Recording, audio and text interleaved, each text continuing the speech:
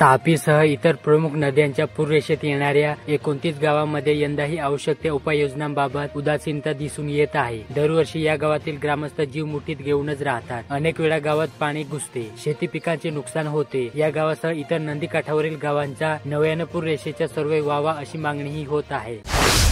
खेतियासह खेडेदिगर परिसरात गुरुवारी सायंकाळी झालेल्या वादळी वाऱ्यासह पावसाने तडाखा दिल्याने मोठ्या प्रमाणात नुकसान झाले। परिसरात अर्ध्या तासापेक्षा अधिक वेळ वादळी वारा व पाऊस झाला।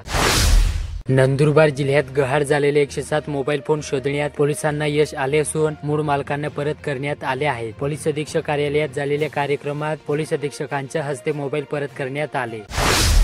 दडगाव येथील सेंट्रल बँकच्या शाखा व्यवस्थापकाने 3,10,000 रुपयांचा गैरव्यवहार केल्याप्रकरणी दडगाव पोलिसात फसवणुकीचा गुन्हा दाखल करण्यात आला।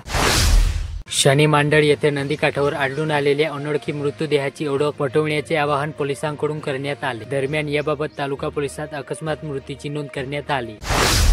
सातपुड्याच्या पायथ्याशी असलेल्या तळोदा तालुक्यातील प्रसिद्ध वाल्हेरी धबधब्यातील पाण्यात बुडून युवकाचा मृत्यू झाल्याची घटना बुधवारी घडली। या प्रकरणी तळोदा पोलिसात अकस्मात मृत्यूची नोंद करण्यात आली।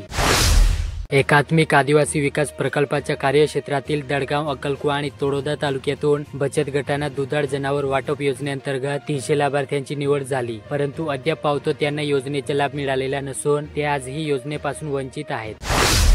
नंदुरबार तालुक्यातील पथराई येथील केडी गावीत सैनिक विद्यालय व कनिष्ठ महाविद्यालयात जागतिक पर्यावरण दिन निमित्त वृक्षारोपण करण्यात आले। त्याचबरोबर जागतिक पर्यावरणाचे औचित्य साधून परिसरात स्वच्छता मोहीम राबवण्यात आली।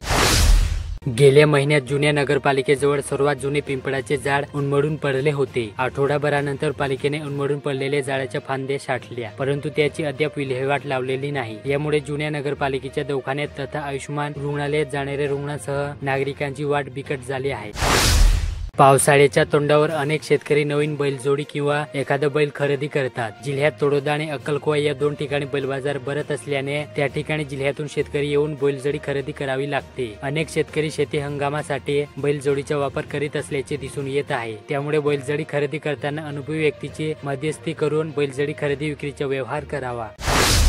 शहादा तालुक्यात all India Jain conference Maharashtra प्रांतीय युवा शाखा व भारतीय जैन संघटना शहादा शाखेकडून शहरातील सुघोषागंड मंदिर आवर व दादावाडी परिसरात पर्यावरण दिनानिमित्त वृक्षारोपण करण्यात आले।